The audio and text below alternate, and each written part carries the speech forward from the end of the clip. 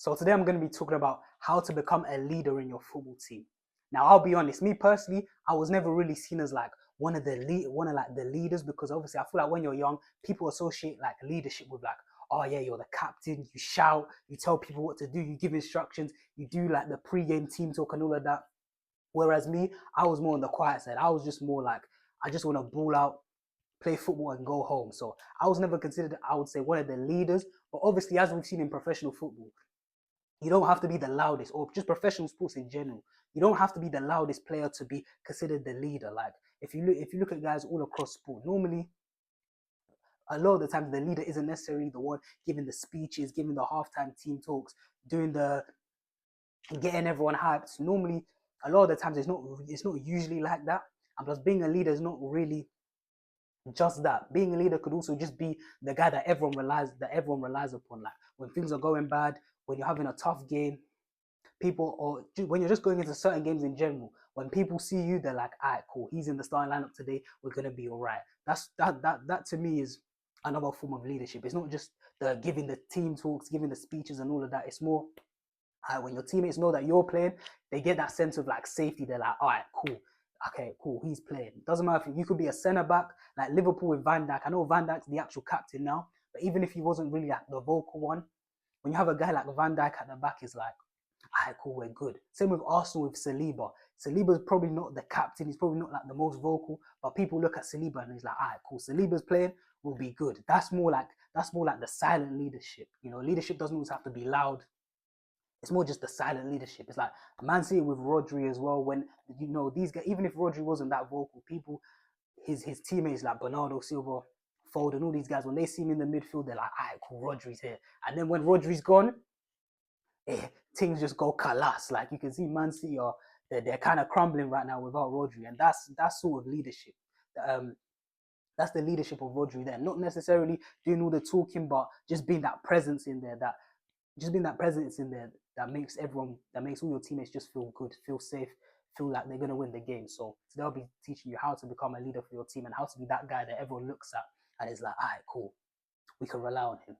So the first point in becoming a leader is literally competence. And what I mean by competence is you have to be a baller. Like you don't have to be the best out of your entire team, but you at least have to be a consistent star in the starting 11, or you have to be like the first guy off the bench. Because if you think about it, we've all been on them teams. It's like if you have a dead touch, if you can't shoot, if you're slow, if you if you have all these deficiencies in your game, it's very hard for people to respect you. It's very hard for people to respect you when you're not contributing to the team winning. And sometimes you're actually a detriment to the team where you're costing the team games.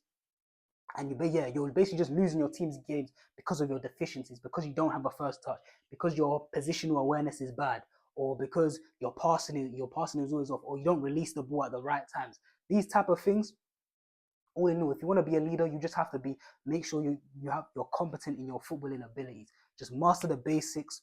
Just master the basics, and you should make your team start in 11 at least, because we've all been there. We've all been there. Maybe when your team's having a bad game, and then this dead bench warmer starts piping up. He starts piping up saying, "Oh, don't worry, lads, keep going." And he starts telling you what to do. He starts saying, "Hey, you're not doing good enough for me." Like me, for example, he'll start saying, "Oh, JT, like you need to pass the ball, release the ball here, do this, do that." And then everyone's just looking at each other like, bro, who does this guy think he is, man? Like he's there sitting on the bench most of the games, and he's trying to tell us how to play ball. Like who does this guy think he is? So if you're not competent, then obviously people are not really going to take your word seriously, because they're going to be like, you're saying all of this, but what do you do on the pitch? Like, it's no coincidence that most bench warmers, they're like the quiet ones on the side. Like they don't really say anything. Then they're never really the loudest. Like I don't really hear a loud bench warmer like that. Even if someone starts on the bench most games and they're loud, they normally come off the bench like pretty early. They might come on at half time, or if you're younger and you do roll on roll of subs, they're probably like the first one off the bench. They'll come on after 10 minutes, after 15 minutes. But them guys that are just pure bench warmers, end of the bench, they get like 10 minutes, 20 minutes. You never really hear them piping up, because they know that because they're not competent in their footballing ability. It's like even if they can say the right things, but it's just people just won't take them seriously, because you look at them and you're like, all right, cool. You take your advice, then you go out on the pitch and do that. So that's the first point. Literally, just be competent in your ability, in your footballing ability. Make sure you're always in contention for the starting 11. And yeah, because I feel like just being a competent footballer, that's just the foundation of respect that you can get as a leader. That's just the foundation. Without that, I'm sorry, you just never get that same level of respect.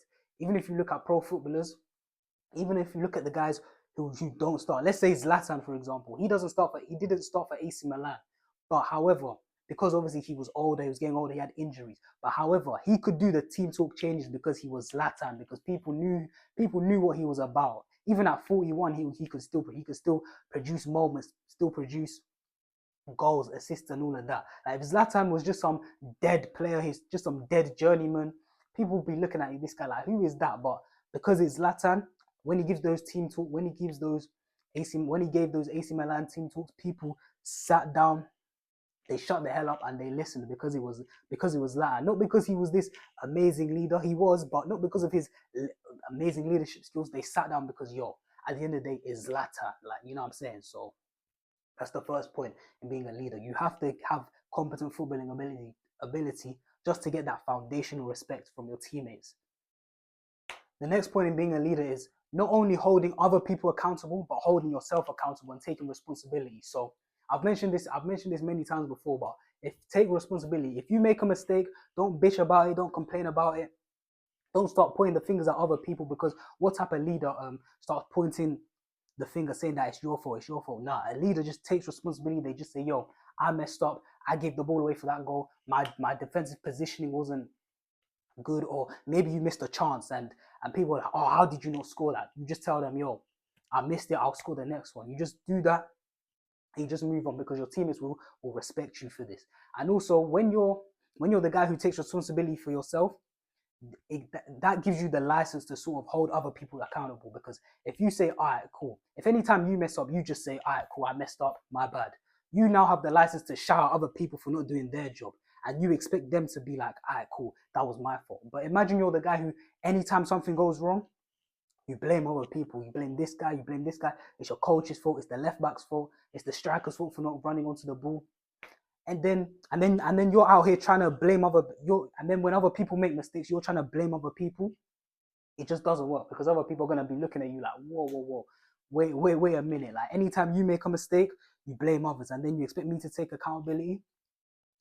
Your teammates are gonna be like, nah, like, they're not gonna respect that at all. So literally, just take responsibility for your mistakes, and it allows you to criticize other people, and other people won't take it in a bad way. They'll take it as constructive criticism, simply because they know that, all right, cool. When what's it called? Your teammates will take it as a constructive criticism, simply because they know that when you make a mistake, you always take responsibility. So that's the next point. Just take responsibility for your mistakes.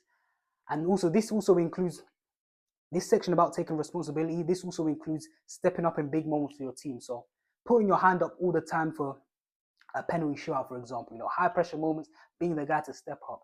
Maybe in a free kick situation, or maybe it's a big game, cup final, cup semi-final, and you put in a man of the match performance. Little things like this, turning up in big games and producing in big moments, this will increase your leadership status, simply because next time in the big moments, people are going to be looking at you. They're going to be like, all right, cool. Remember when, let's take me for example, remember when JT did this in that cup semi-final? Remember when he did it in that final, in that big game, in that league deciding game?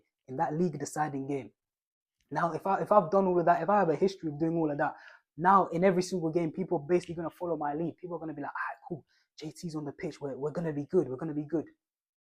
So yeah, literally just take a responsibility in all facets of the game. So owning up to your mistakes and also stepping up in big moments. And then the last point is literally to have a voice. And what I mean by this is that you don't have to be the loudest on the pitch, but or in the changing room before the game, after the game, you don't have to be the loudest. But anytime you open your mouth and you talk, make sure you're giving constructive criticism. Make sure you're not just telling people, oh, you're shit, you played this, you're bad at this. Make sure when you actually have your voice, you make it count. You actually give constructive criticism. You actually say stuff that will help your team, because we've all been there where a guy will just start piping up and you're just thinking, yo, you're just chatting shit. Like your voice is not helping here. Like, we're in a bad situation, or even in a good situation, they'll just be chatting shit and they'll be like, yo, how is that going to help us win the game? How is that going to help with tactics, with what we need to do to win the game? And it's like, just make sure, basically this point is just think before you speak, basically. Just think before you speak. Otherwise, people are going to just look at you as a joke, man. Like, for example, if you look at the Argentina team, for damn well Messi isn't there in the change room hyping guys up. He's probably just there in the corner trying to just lock in and focus in on the game. But you know damn well before that game, when anytime he opens his mouth, anytime he speaks, the guys, them Argentina players, they're ready, they're listening, and they go out on the pitch and they go die for that guy. They'll literally put their body on the line for that guy. Like, especially the pool. Like, the pool will literally take a bullet for Messi. Like, it's crazy, because not only because, like I said in the first point, he's competent. Obviously, he's like the best player of all time. But also when he opens his mouth, it's like, yo, he probably says, he's probably just one of them guys. You know them guys who just say the right things at the right time.